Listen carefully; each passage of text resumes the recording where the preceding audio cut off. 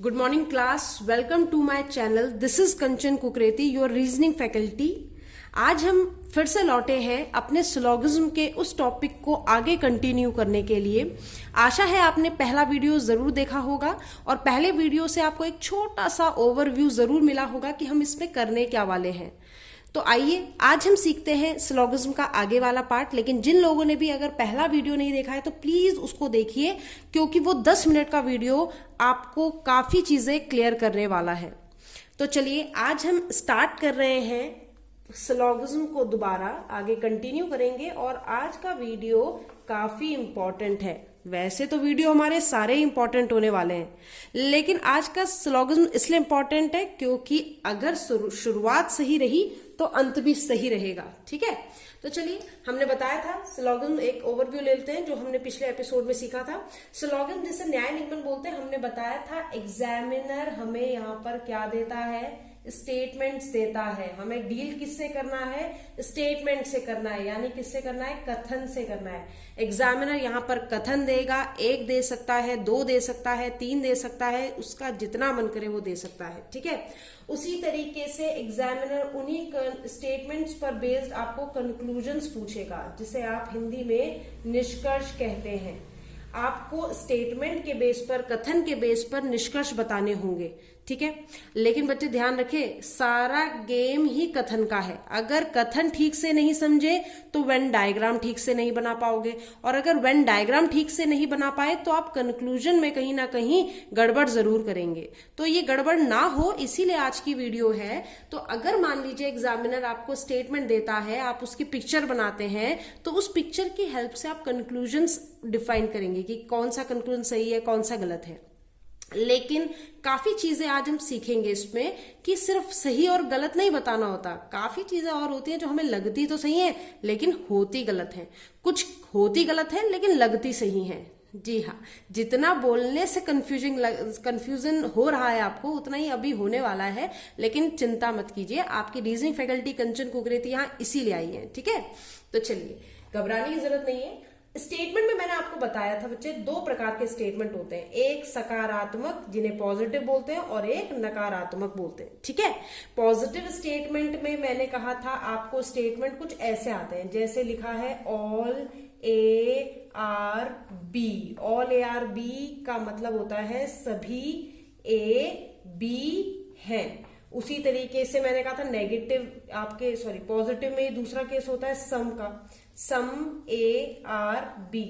अब जिन्होंने पहला वीडियो नहीं देखा होगा वो सोच रहे होंगे ये सम और ऑल चल क्या रहा है, ये चल क्या रहा है. इसीलिए बोला है बेटा कि पहला वीडियो जरूर देखिएगा. सम ए आर बी का मतलब होता है कुछ ए बी है. और ये भी मैंने आपको पिछली वीडियो बताया कि ए और बी कुछ भी हो सकता है बेटा, है ना. वो कह सकता है कि सभी चेयर टेबल है, सभी फूल कांटे हैं, सभी टीचर इंटेलिजेंट हैं, सभी बच्चे आपके टैलेंटेड हैं, कुछ भी बोल सकता है. तो ये ए और बी सिर्फ सब्जेक्ट प्रेडिकेट की तरह यहाँ पर वर्क कर रहा है. उसी तरीके से सम ए आर बी, कुछ ए बी है. ठीक है, तो कुछ ए बी है तो वही कुछ फूल काटे हैं, कुछ टीचर इंटेलिजेंट है, कुछ बच्चे टैलेंटेड हैं, कुछ भी हो सकता है.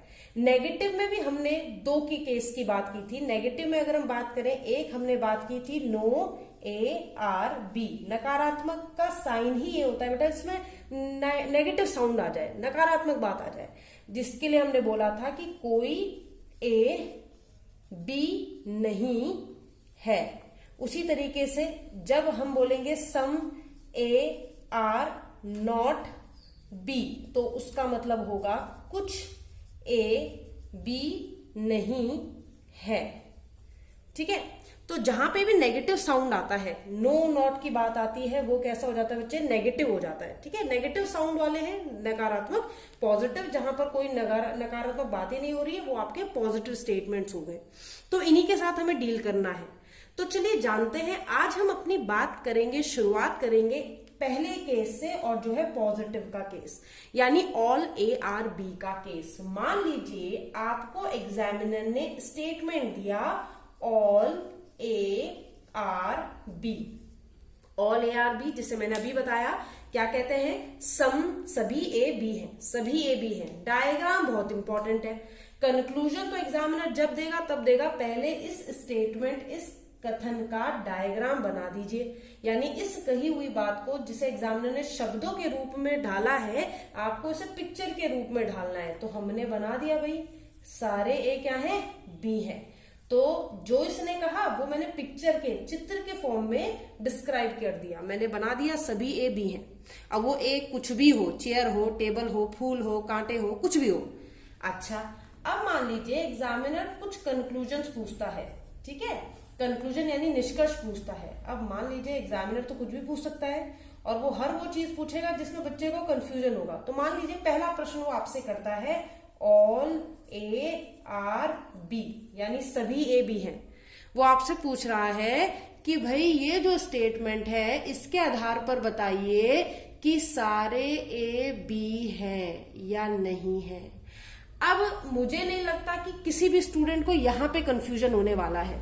क्यों नहीं लगता? क्योंकि बच्चे ये सबसे इजी चीज है इसकी। अगर एग्जामिनर आपसे बोल रहा है कि सभी ए बी हैं और डायग्राम में साफ दिख रहा है आपको, बस इसको देख के आपको आंसर देना है, तो आप कहीं भी मात नहीं खाएंगे। आपको पता है भाई सारे ए बी हैं, इसको हम गलत कर ही नहीं सकते। ये तो बिल्कुल क्या होने वाला है, सही होने वाला है। अच्छा, अब मान लीजिए एग्जामिनर ने अपनी बात से ही पलट गया। एग्जामिनर कहता भाई ये नहीं, तुम ये बताओ ऑल बी आर ए। वो कहता है ये बताओ कि सभी बी ए हैं। ये बात सच है कि गलत है?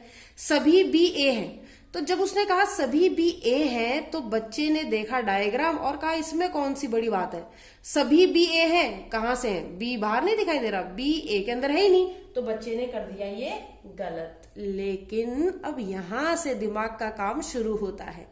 उसने कहा ऑल बी आर ए, उसने ये तो पूछ लिया आपसे कि सभी बी हैं, आपने बिल्कुल गलत भी कर दिया, जो कि सही है, गलत नहीं है, सही किया आपने कि ये गलत बना दिया। लेकिन बच्चे एक बात ध्यान देना, ये गलत कौन सा वाला गलत है ये भी आपको जानना है। अब आप सोच रहे होंगे कौन सा वाला गलत क्या होता है, गलत गलत होता है, लेकिन ऐसा नहीं होता। गलत कितने प्रकार के होते हैं ये जानना भी बहुत जरूरी है। आपके गलत दो प्रकार के होते हैं बेटा, दो प्रकार के गलत होते हैं आपके। पहला गलत आपका होता है डेफिनेट गलत।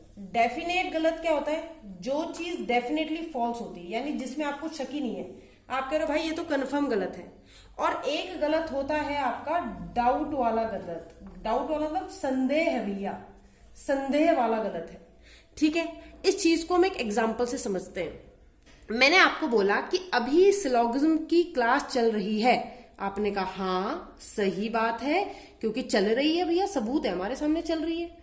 लेकिन मैंने आपको बोला कि इस समय सिलोगिज्म की नहीं, कोडिंग डिकोडिंग की क्लास चल रही है।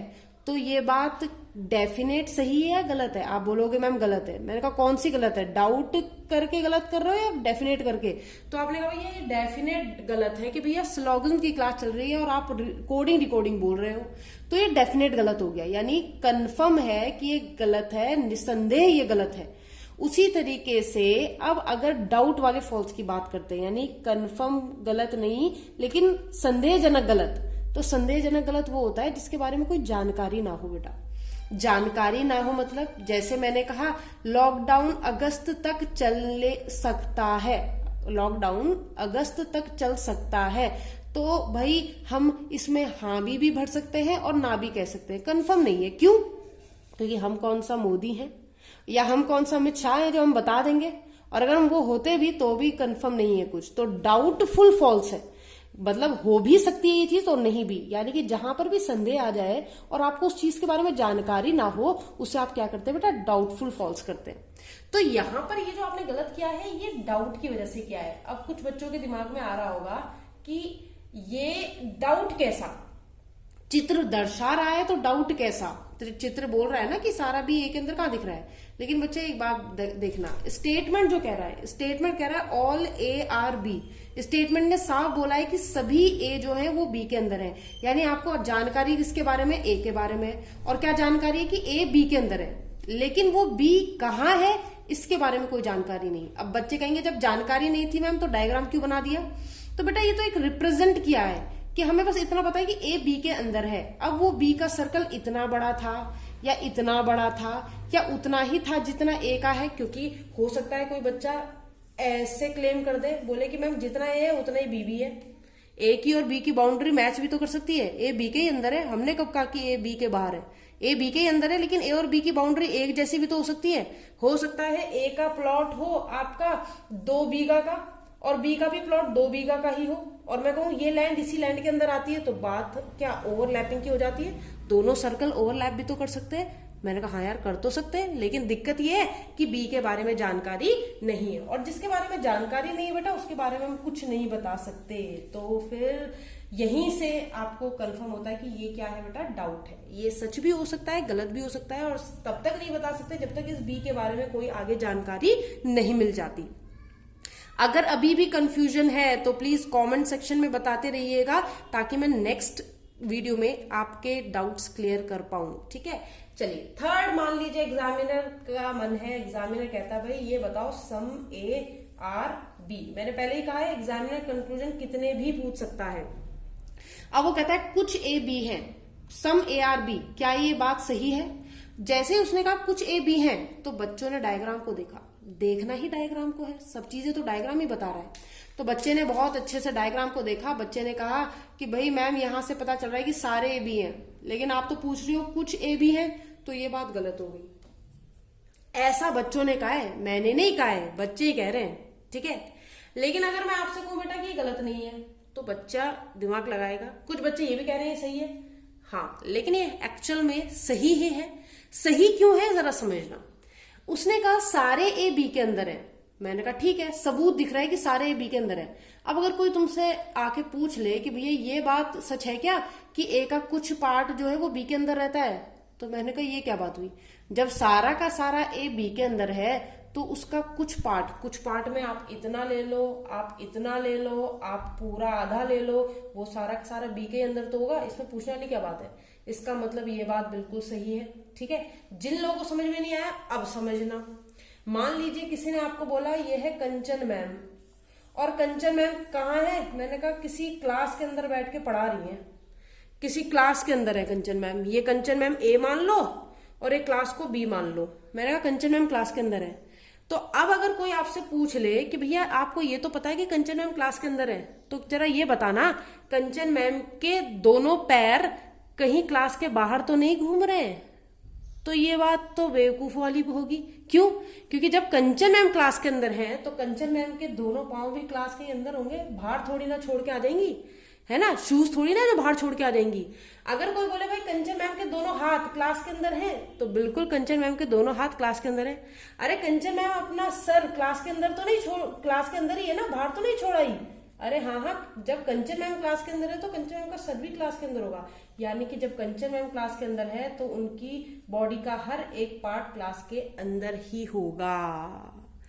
आशा है समझ में आया होगा।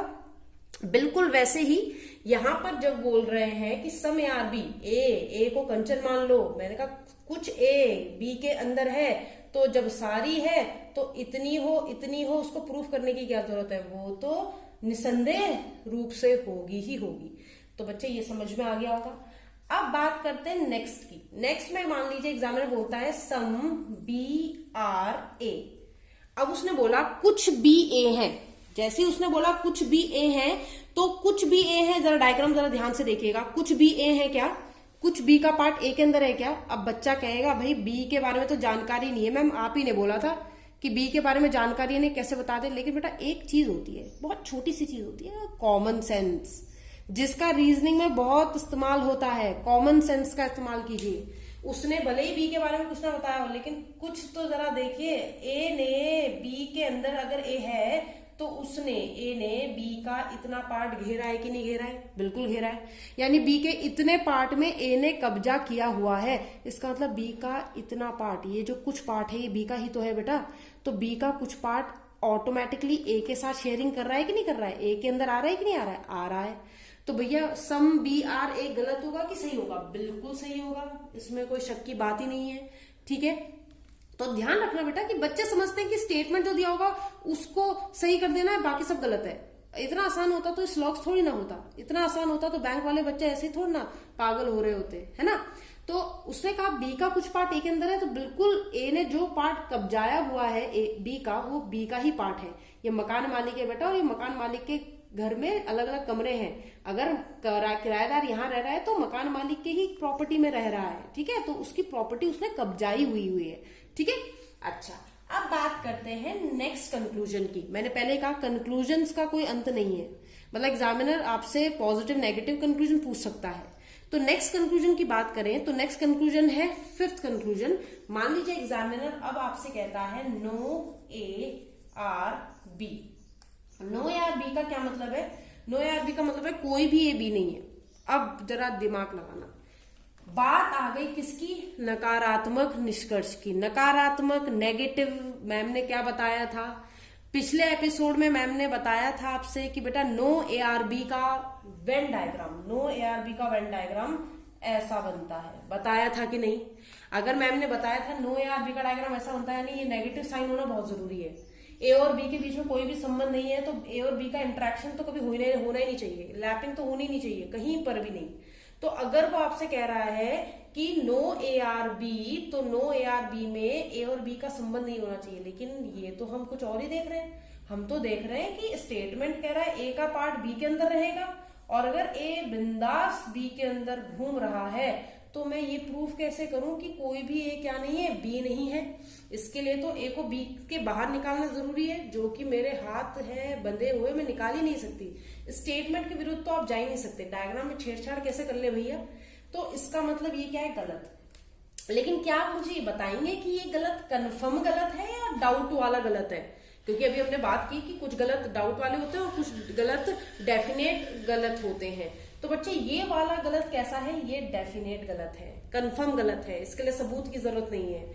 ये तो कोई भी बता देगा कि जब ए बी के अंदर रह रहा है तो आप ये प्रूफ नहीं कर सकते कि नो ए आर बी, क्योंकि अगर कोई भी ए बी ना होता तो इस बी ए को बी के अंदर एंट्री ही नहीं मिलती। तो इसलिए ये क्या होगा? कंफर्म गलत, ठीक है। दूसरी बात, स्टेटमेंट पॉजिटिव है। स्टेटमेंट अभी कैसा चल रहा है? पॉजिटिव चल रहा है, सकारात्मक चल रहा है। और अगर स्टेटमेंट सकारात्मक हो तो नेगेटिव कंक्लूजन प्रूफ करने इतने आसान नहीं होते, ठीक है। लेकिन कुछ बच्चे इसे अलग तरीके से लेते हैं, कहते हैं कंचन मैम ने पढ़ाया था कि स्टेटमेंट पॉजिटिव होगा तो नेगेटिव कंक्लूजन बस आंख बंद करनी है, गलत कर देना है। ऐसा नहीं है, आंख नहीं बंद करनी, आंख कान नाक सब खुले रखने हैं, ठीक है।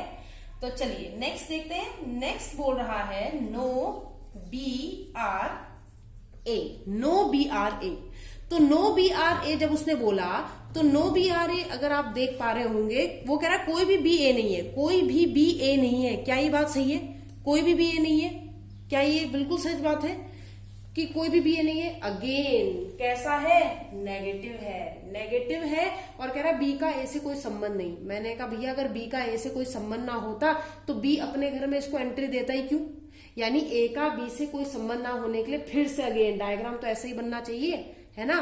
तो मैंने कहा ये भी हम प्रूफ कर सकते हैं कि ये बात क्या है? कंफर्म गलत है, कंफर्म गलत है ये बात, इसको प्रूफ करने की जरूरत भी नहीं है, दिख रहा है साफ। उसी तरीके से नेक्स्ट कंक्लूजन मान लीजिए एग्जामिनर आपसे पूछ लेता है, वो कहता है some A are not B. कुछ ए जो है वो बी नहीं है, कुछ ए जो है वो बी नहीं है। नॉट लगा रहा है बेटा, नॉट यानी नेगेटिव, फिर से नेगेटिव।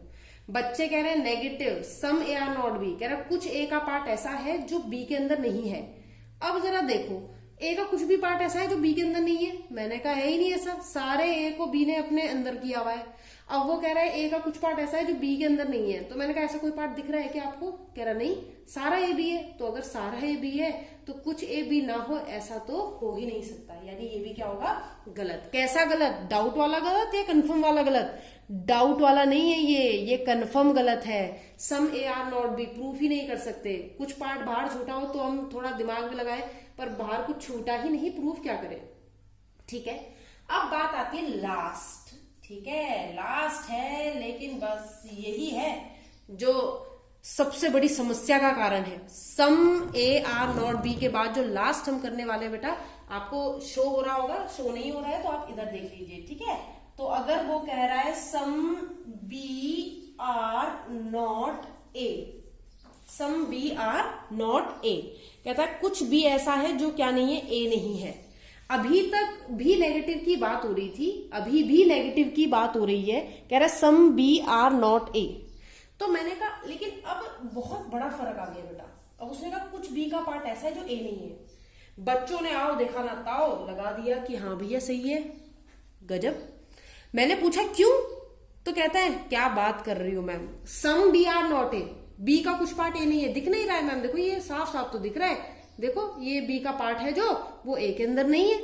मैंने कहा बात तो बिल्कुल सही है, बात तो बिल्कुल सही है, लेकिन अगर सिर्फ देखने से ही अगर कंफर्मेशन हो जाती तो अदालत की जरूरत, जज की जरूरत, सबूत की जरूरत होती ही ना बेटा।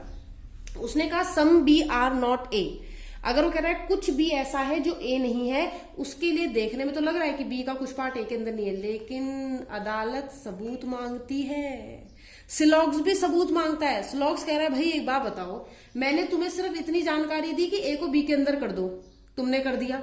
मैंने तुम्हारे को ना बी के बारे में कोई जानकारी, बाकी बचे हुए बी का क्या हुआ मैंने ये भी नहीं बताया, ना मैंने पॉजिटिव बोला कुछ, ना मैंने नेगेटिव बोला कुछ। अपनी मर्जी से कैसे, अपनी मर्जी से कैसे, यही तो सिलॉगिज्म का गेम है।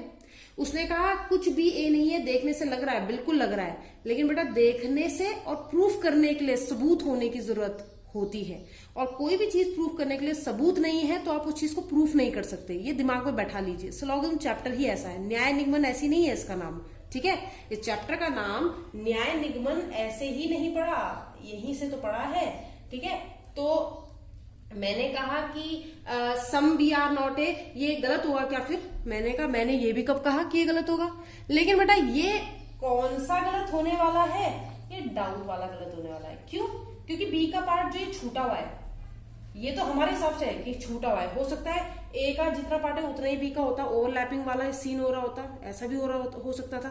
लेकिन जो बी का पार्ट है जो ए नहीं है, उसको प्रूफ करने के लिए मुझे एक नेगेटिव, कुछ ना कुछ नेगेटिव की जरूरत होती, और वो नेगेटिव जब तक मिलेगा नहीं तो हम तक प्रूफ नहीं कर सकते। फॉर एग्जाम्पल, इसे भी एक उदाहरण से समझते हैं, उदाहरण समझते हैं। मैंने कहा जो ये पढ़ा रही है, जो ये यहाँ पर पढ़ा रही है मैम, इनका रंग काला है। मैंने कहा पता नहीं, सामने तो आई नहीं। मैंने कहा इनका रंग गोरा है। मैंने कहा ये भी नहीं पता, यानी हम डाउट में, हम क्या है डाउट में, लेकिन इतना कंफर्म है या तो काली होंगी या तो गोरी होंगी, सांवली होंगी, कैसी भी होंगी, रंग कुछ ना कुछ ऐसे ही होगा।